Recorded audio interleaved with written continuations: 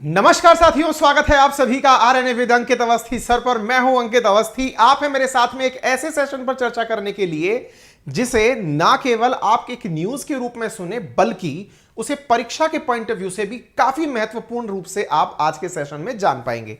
चलिए शुरू करते हैं और आपको बताते हैं कि हाल ही में भारत और पाकिस्तान सीमा क्षेत्र में किन्हीं मुद्दे को लेकर के आमने सामने हैं और ऐसी स्थिति में दोनों तरफ की जो सीमा सुरक्षा बल हैं वो एक दूसरे का प्रतिकार कर रही हैं, विरोध कर रही हैं। जगह है सर क्रीक। आज के सेशन में बताएंगे ये कहां है, क्या विवाद है और ये एग्जाम के पॉइंट ऑफ व्यू से कितना ज्यादा इंपॉर्टेंट है। तो चलिए आपको आज के सेशन में शुरुआत से बताएं, लेकिन आप सबका तहे दिल से धन्यवाद जो आप लोगों ने इतना उमड़ उमड़ के प्यार हमें दिया है। मैं यकीन मानता हूं कि आपका यही विश्वास जो मुझ पर है यही हमारे काम करने की सबसे बड़ी शक्ति है। मेरे प्यारे साथियों, आप सभी ने एक दिन के अंदर रिकॉर्ड कायम किया है। 1.25 लाख मेरे साथी एक दिन में इस चैनल पर कनेक्ट हुए हैं, जो अपने आप में मेरे जैसे एक नन्हे से इंसान के लिए जो शरीर में बड़ा है लेकिन कद उसका बहुत छोटा है, उसके लिए एक बहुत बड़ा उपहार है। साथियों, तहे दिल से धन्यवाद। आज जब हमने एक इतने बड़े परिवार को छोड़ा जिसपे 58 लाख सब्सक्राइबर साथी थे, आज आपने मुझे एहसास दिलाया कि सर हम सब आपके साथ हैं और आप चिंता ना करें, हम आपके इस मिशन में, आपके इस मुहिम में आपके साथ डटकर लगे हुए हैं। तो यकीन मानिए कि आपको निराशा नहीं होने दूंगा। चलिए आगे बढ़ते हैं। तो साथियों, आपके सामने यहां पर न्यूज की कुछ कटिंग्स हैं।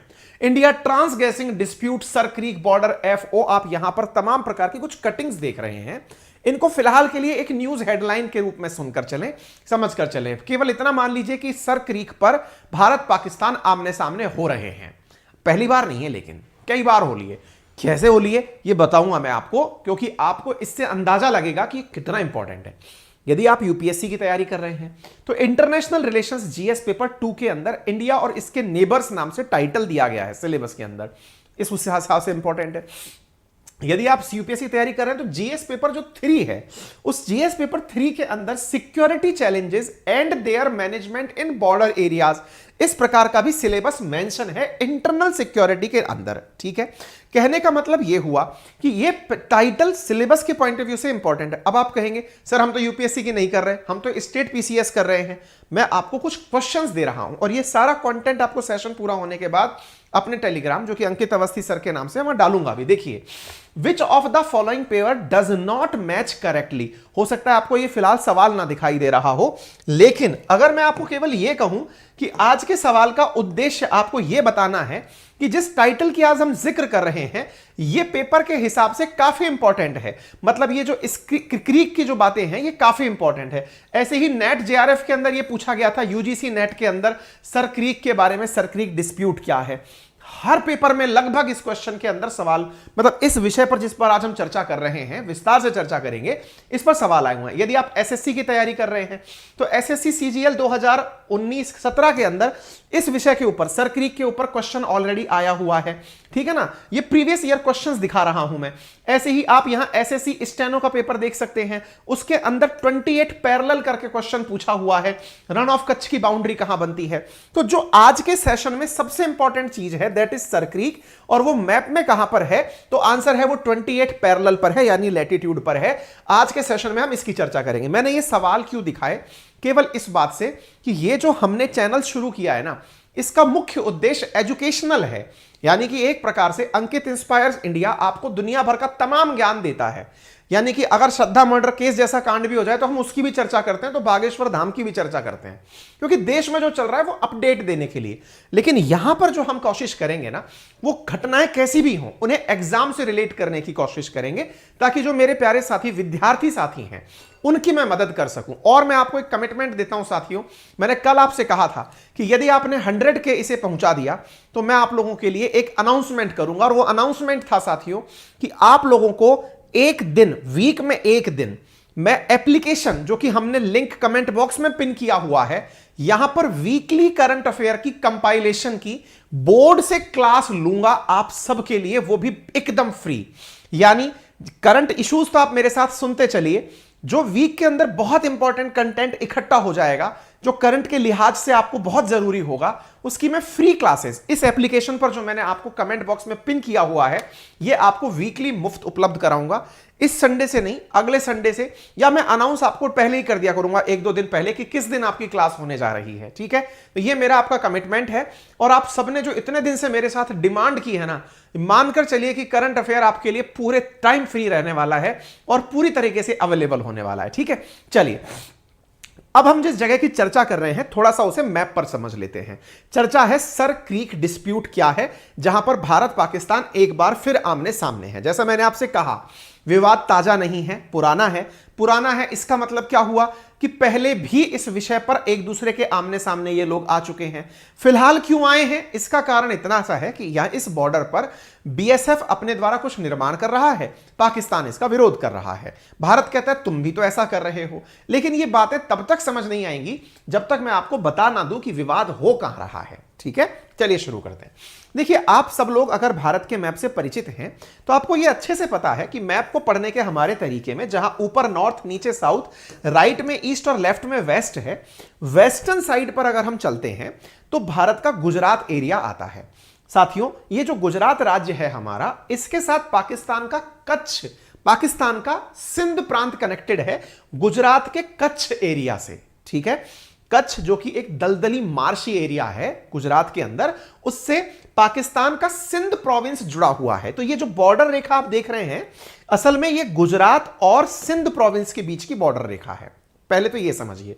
दूसरी बात ये समझिए कि ये पहले, आजादी से पहले बॉम्बे प्रोविंस कहलाता था। पहले गुजरात नहीं हुआ करता था, महाराष्ट्र और गुजरात एक होकर के बॉम्बे प्रोविंस के नाम से जाना जाता था। तो यूं कहिए कि आजादी से पहले ये सिंध और बॉम्बे प्रोविंस के बीच की बॉर्डर रेखा थी, जो हम आपको यहां दिखा रहे हैं। बाय द वे, भारत और पाकिस्तान की जो सीमा रेखा है उसे आप 3 भागों में पढ़ते हैं। एक रेड क्लिफ रेखा के नाम से, दूसरी लाइन ऑफ कंट्रोल यानी एलओसी के नाम से, और तीसरी जिसको मैं ये गारंटी के साथ कह सकता हूं कि आप में से बहुत कम साथी जानते होंगे, that is actual ground position line, that is AGPL. मैं ये गारंटी, और अगर आप वाकई में जानते हैं तो समझिए कि आप बहुत जबरदस्त तरीके से अपडेटेड हैं, ठीक है। इधर देखिए, हाँ भाई, एक साथी बोल रहा है कि सर आवाज नहीं आ रही है, लेकिन मुझे नहीं लगता कि आवाज ना आ रही हो, क्योंकि मैं खुद भी बोल रहा हूं, यहां सारे साथी मेरे साथ कनेक्टेड हैं। कुछ लोग ये लाइन इसलिए लिखते हैं कि सर हम लोग ना चेक कर रहे हैं कि आप लाइव हैं कि रिकॉर्डेड डाल रहे हैं, ठीक है, कोई नहीं। तो इधर देखिए साथियों, red Cliff Rekha, line of control LOC और एक्चुअल कंट्रोल ग्रुप। तो अब यहां पर समझिए रेड क्लिफ रेखा कहां है। गुजरात से लेकर के जम्मू कश्मीर डिस्ट्रिक्ट के जम्मू कश्मीर तक की जो रेखा है ना 2308 किलोमीटर की, वो रेड क्लिफ रेखा के नाम से जानी जाती है। भारत और पाकिस्तान के बॉर्डर के अंदर अगर हम बात करें तो हम उसको रेड क्लिफ रेखा के नाम से जानते हैं। ये जो आपको लाल रंग की दिखाई दे रही है, दैट इज रेड क्लिफ रेखा, ठीक है। अच्छा, इसके बाद आती है line of actual control, line of control. LAC अलग है और एलओसी अलग है। एलएसी चीन के साथ है, एलओसी पाकिस्तान के साथ है। तो एलओसी जो है, ये जब पाकिस्तान के द्वारा जम्मू कश्मीर के कुछ हिस्से को कब्जा किया गया, उस समय पर जो जम्मू कश्मीर के पोर्शन पर कब्जा किया गया, जम्मू कश्मीर और लेह तक, वो क्षेत्र एलओसी कहलाता है। यानी ये जो आपको डॉटेड डॉटेड रेड लाइन दिख रही है, ये एलओसी के नाम से जानी जाती है, ठीक है। टेक्निकली हमारा ये जो पूरा की पूरा क्षेत्र है, दैट इज रेड क्लिफ रेखा, लेकिन फिलहाल क्या होता है, ये एलओसी के नाम से जानी जा रही है, ठीक है। ये रहा लाइन ऑफ कंट्रोल एलओसी। इधर की तरफ एलएसी, ये जो चीन के साथ वाला हिस्सा है, ये एलएसी, ठीक है। अच्छा, अब एक और लाइन है, एक्चुअल ग्राउंड पोजीशन लाइन एजीपीएल, एनजेएन 842 से इंदिरा कॉल तक। अब इधर देखो, यहां पर जहां एलओसी खत्म होती है, इसके बाद में एनजेएन 9842 से लेकर के इंदिरा कॉल, भारत का सबसे उत्तरी किनारा इंदिरा कॉल, भारत का सबसे दक्षिणी किनारा इंदिरा पॉइंट, ठीक है। तो इंदिरा कॉल तक का जो बिंदु है ना, ये है एजीपीएल, क्लियर, जो कि एक तरफ सियाचिन और एक तरफ पाकिस्तान ऑक्यूपाइड कश्मीर को अलग करता है। इस प्रकार से भारत और पाकिस्तान की सीमाएं मतलब बटी हुई हैं, ठीक है। इससे ऊपर ये वाला हिस्सा अक्साई चीन का है, जो कि पाकिस्तान ने चीन को दिया हुआ है। तो उम्मीद है आपको बॉर्डर समझ में आ गया होगा कि हमारे बीच में 3 बॉर्डर हैं। आगे बढ़ते हैं, आज का विवाद कहां का है। तो यह विवाद जो आज का है ना साथियों, यह विवाद है आपके लिए इस बिल्कुल कॉर्नर का। मैं इस मैप को थोड़ा सा और बता दूं, भारत के इस कॉर्नर में पश्चिमी किनारे में यह क्षेत्र अरेबियन सी के नाम से जाना जाता है। यह हो गया अरेबियन सी। अरेबियन सी का इस वाले पॉइंट पर, यहां पर जो हिस्सा है ना, यह फिलहाल विवादों में है। क्या हो रहा है बताता हूं, थोड़ा सा और जूम करते हैं इस क्षेत्र को और समझने का प्रयास करते हैं। तो देखो ये पाकिस्तान समझ में आ गया आपके, ये वाला हिस्सा जो है गुजरात का हिस्सा समझ में आ गया। देखो अपन लोग ऐसा मानते हैं ज्योग्राफी की भाषा में, जो पानी है ना, अगर वो तीन तरफ से घिरा हुआ हो, उदाहरण के लिए अगर मैं ये कहूं, इधर की तरफ थोड़ा आसान तरीके से समझाने की कोशिश करता हूं। इधर देखो, यहां पर आप देख रहे हैं पानी तीन तरफ से जमीन से घिरा हुआ है, 1 2 और 3। इस जगह का नाम क्या है? बंगाल की खाड़ी, बे ऑफ बंगाल। ध्यान से समझिएगा, बे बोले तो खाड़ी, ठीक है। अच्छा, तीन तरफ से जगह घिरी हो, पानी जो है तीन तरफ से लैंड से घिरा हुआ हो, उदाहरण के लिए यहां पर देखिए, इधर की तरफ देखिए, जो आप गल्फ कंट्रीज में जाते हैं, इधर की तरफ भी पानी तीन तरफ से जमीन से घिरा हुआ है, लेकिन इसको आप नाम देते हैं पर्शियन गल्फ। क्या नाम देते हैं? Persian gulf. इसका मतलब सवाल क्या हुआ? जिस तरह से पानी तीन तरफ से जमीन से घिरा होता है तो बे कहलाता है, ऐसे ही गल्फ भी उसी को ही कहा जाता है। यानी बे हो या गल्फ हो, पानी को तीन तरफ से जमीन से घेरने की प्रक्रिया को ही कहा जाता है। एक तीसरा शब्द होता है जिसका नाम है बाइट। बाइट जैसे ग्रेट ऑस्ट्रेलियन बाइट, अगर आप ऑस्ट्रेलिया का मैप देखेंगे तो उसमें नीचे की तरफ वाला जो हिस्सा है वो बाइट के नाम से जाना था, ऑस्ट्रेलियन बाइट। उसमें भी यही है, पानी तीन तरफ से जमीन से घिरा हुआ है, ठीक है। चौथी चीज जो मैं आज आपको बता रहा हूं, दैट इज क्रीक। क्रीक क्या होती है? यह भी वो स्थिति है जिसमें पानी तीन तरफ से जमीन से घिरा हुआ होता है। पानी तीन तरफ से जमीन से घिरा हुआ है मतलब, इधर देखो, यहां पर आपको यह जो जगह दिख रही है तीन तरफ से जमीन से घिरी हुई है। इस जगह को अगर आप देखें, तीन तरफ से जमीन से घिरी हुई है। इन जगहों को क्रीक नाम दिया गया है, यानी एक प्रकार से बहुत सकड़ी गल्फ क्रीक कहला रही है, या दरार, यानी दरार जैसी जगह। आ गई बात समझ में? फिलहाल जो जगह सुर्खियों में है उसका नाम है सर क्रीक, यानी एक तरह से चाहे गल्फ ऑफ कच्छ हो, चाहे गल्फ ऑफ मन्नार हो, कोई सी भी, उससे थोड़ा और सकरा एरिया क्रीक के नाम से जाना जा रहा है। आज हम उसकी चर्चा कर रहे हैं। थोड़ा आगे बढ़ते हैं। पाकिस्तान और भारत के बीच में इस क्षेत्र पर क्रीक जो स्थित है उसे सरक्रीक कहा जा रहा है। आप पूछेंगे इसका मतलब यह है कि यहां जो छोटा सा रास्ता है, इस रास्ते में समुद्र का पानी टच तो होता होगा, क्योंकि सामने तो समुद्र है। बिल्कुल सही सोच रहे हैं आप। या फिर उल्टा कहिए कि इस खाड़ी के निर्माण की बड़ी वजह यह भी तो हो सकती है कि कोई नदी आ रही हो और वो यहां से आकर समुद्र में गिर रही हो। हमने कहा यह भी सही हो सकता है। अगर नदी आकर गिर रही हो तो नदियां दो प्रकार की चीजें बनाती हैं। क्या? या तो नदी बनाती है डेल्टा, या नदी बनाती है एस्चुरी। अब यह क्या है? देखिए, नदी अगर सीधी आए और धम से समुद्र में गिर जाए तो वो आसपास काट छांट नहीं करती, सीधी जाकर पानी में गिरती है, नॉन एज डेल्टा और एस्चुरी। ये दोनों में केवल इतना सा फर्क है कि दोनों ही पानियों में गिरने की जगह है। फर्क इतना है, यदि वो फैलकर गिर रही है, यदि वो एक जगह से जाकर गिर रही है। इस जगह पर जो नदी आकर गिर रही है वो बाणगंगा है, जो सरक्रीक में आकर गिर रही है और एस्चुरी का निर्माण कर रही है। गंगा नदी भी बंगाल के अंदर बंगाल की खाड़ी में जाकर गिरती है, लेकिन वहां सुंदरवन डेल्टा बनाती है, बहुत ज्यादा फैली हुई जगह निर्माण करती है। एस्चुरी एक सीधी रेखा में आकर के नदी पानी में गिर जाए, ठीक है, जैसे गोवा में मांडवी नदी आकर समुद्र में गिरती है, ठीक है, एक रास्ते से आई और धम से गिर गई। एस्चुरी संकीर्ण रेखा। डेल्टा नदी समुद्र के पहले आके कई भागों में बट गई कि मैं इधर से भी गिरूंगी, मैं इधर से भी गिरूंगी, मैं इधर से भी गिरूंगी, कई भागों में छोटे छोटे छोटे छोटे भागों में बट गई, ठीक है। यहां पर क्या है? एस्चुरी। कौन सी नदी की एस्चुरी है? नाम है बाणगंगा। अब आपको बहुत सारे पॉइंट ऐसे पता चल रहे होंगे जो यहां पर ज्योग्राफिकल लग रहे होंगे। आप चिंता मत करिए, जो हमारा बैच आ रहा है ना आपको इस एप्लीकेशन के ऊपर, जिसमें मैंने आपको कहा है ज्योग्राफी, पॉलिटी, हिस्ट्री और इकोनॉमी पढ़ाऊंगा, यकीन मानिए कि करंट से ज्यादा जीके, जो हम लोग सामान्यतः मैं यहां पढ़ाता नहीं हूं आप लोगों को, लेकिन जिसको पढ़ के हमने सिविल सर्विसेज के एग्जाम दिए हैं, वो सारी चीजें आपके उस कोर्स में बहुत अच्छे से कवर हो पाएंगी। इतना यकीनन मानिएगा कि जो आप खरीदेंगे ना 1999 के अंदर कोर्स, आप पे करेंगे उससे ज्यादा वसूल करके जाएंगे, ये गारंटी है, ठीक है ना। बस आप इतना सा यकीन रखिए कि बहुत कुछ सीखने का, ये जितनी भी चीजें हैं ना, डेल्टा, एस्चुरी, गल्फ, बे, बाइट, क्रीक, ये सब सीख जाओगे।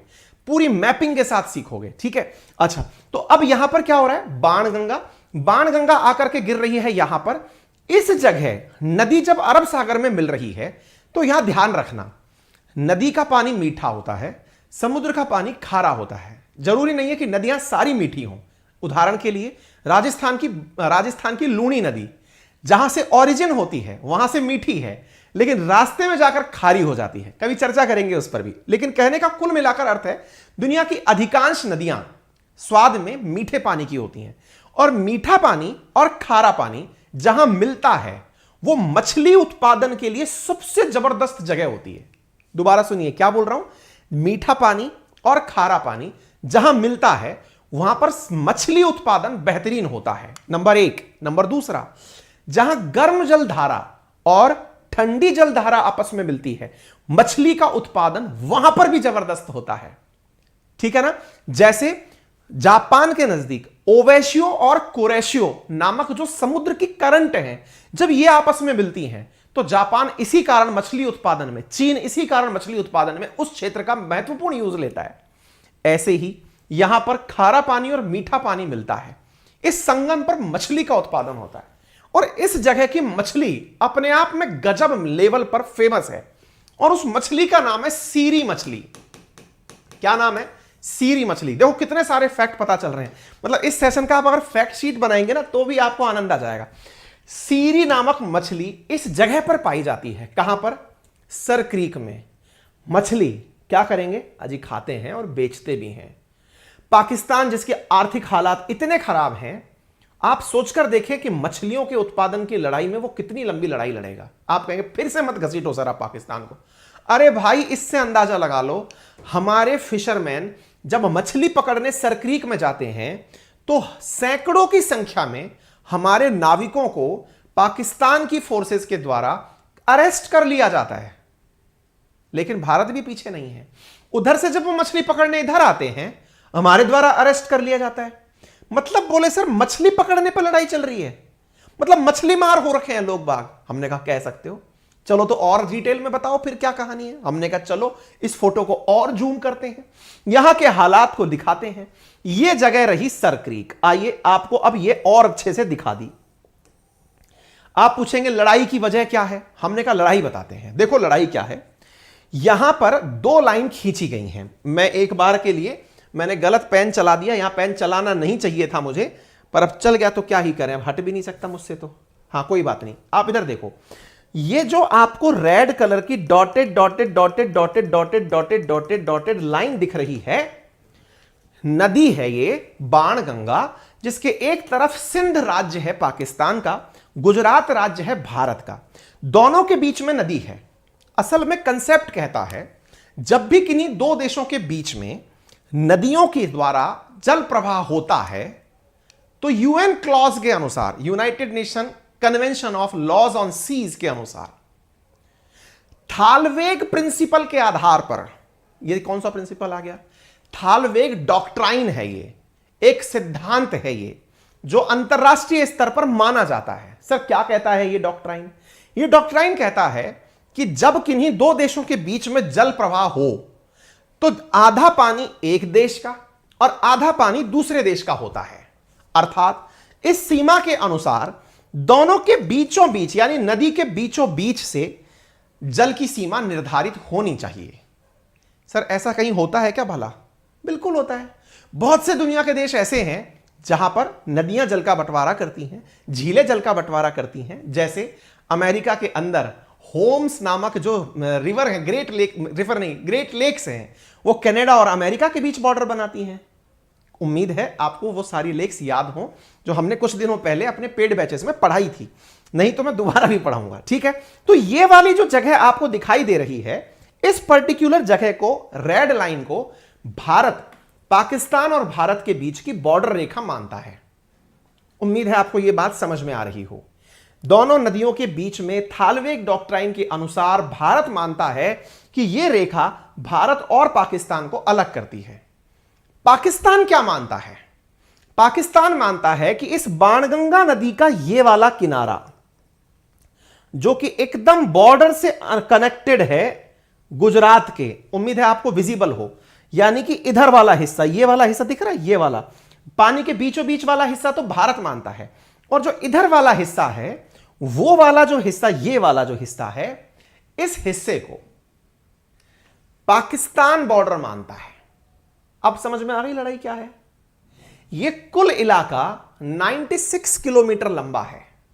इस 96 किलोमीटर लंबे एरिया पर विवाद जो है वो बॉर्डर का है कि बॉर्डर है कहां। हालांकि समझौता करने की कसर दोनों देशों ने नहीं छोड़ी, 1968 तक डिसीजन भी हुए, 96 किलोमीटर से ऊपर का जो पैच है वहां पर बॉर्डर मान भी लिया गया। ये 1968 में विवाद से मुक्त कर दिया गया कि इससे इसके ऊपर नहीं लड़ेंगे। अब इस बात पर लड़ाई हो रही है, अजी साहब मछली मारने पर लड़ाई हो रही है। हमने कहा नहीं, और भी कई कारण हैं। बोले जैसे, असल में इस क्षेत्र में, क्रीक वाले क्षेत्र में पेट्रोलियम पदार्थ पाए जाने की प्रबल संभावना है, और यहां पर पेट्रोलियम पदार्थ अगर मिल गए तो यह भारत के लिए बड़ा अचीवमेंट होगा। आप कहेंगे अच्छा, लड़ाई तो किसी और चीज की चल रही है। बोले जी हां। अब मुद्दा क्या है, लड़ाई अब कैसे आती है सामने, जरा वो बताएं। बिल्कुल बताएंगे। हाँ जी, एक विद्यार्थी पूछ रहे हैं कि सर जो एप्लीकेशन पर पढ़ाएंगे उसके नोट्स भी मिलेंगे क्या? बिल्कुल मिलेंगे, सब मिलेंगे, नोट्स भी मिलेंगे, चिंता ना करें। अच्छा, तो अब सवाल बनता है कि इस बाउंड्री रेखा का उद्देश्य तो समझ में आ गया, आज की लड़ाई क्यों हो रही है?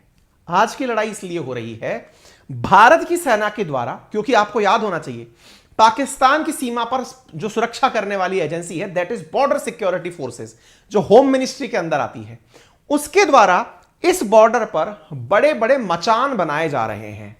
यानी कि नोटिस करने के लिए बड़ी बड़ी बिल्डिंग्स बनाई जा रही हैं ताकि बैठकर नदी के उस पार देखा जा सके कि कोई मछुआरा तो नहीं आ रहा है। हम अपने क्षेत्र में निर्माण कर रहे हैं, जलन उन्हें मची है।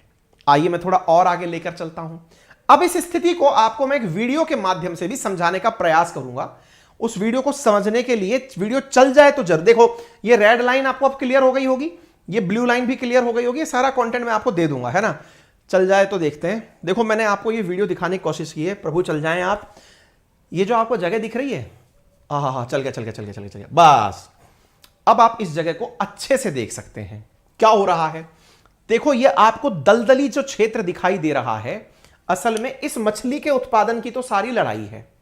ये जो समुद्र है, समुद्र का पानी कई बार तो नदी में चला आता है, कई बार नदी में नहीं आता है। इस मछली के उत्पादन की सारी लड़ाई है।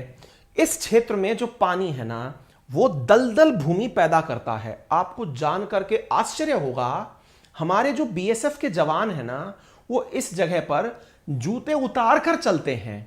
क्यों?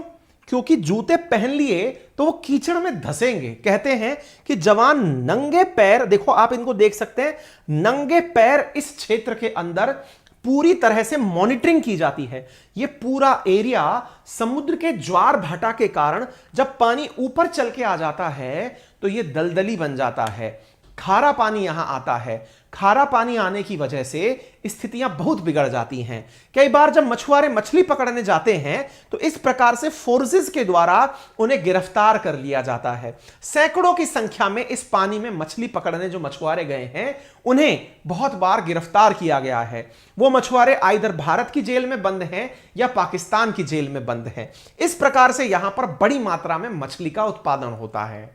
उम्मीद है कि आप इस फोटो विजुअलाइजेशन के माध्यम से इस बात को समझ गए हों।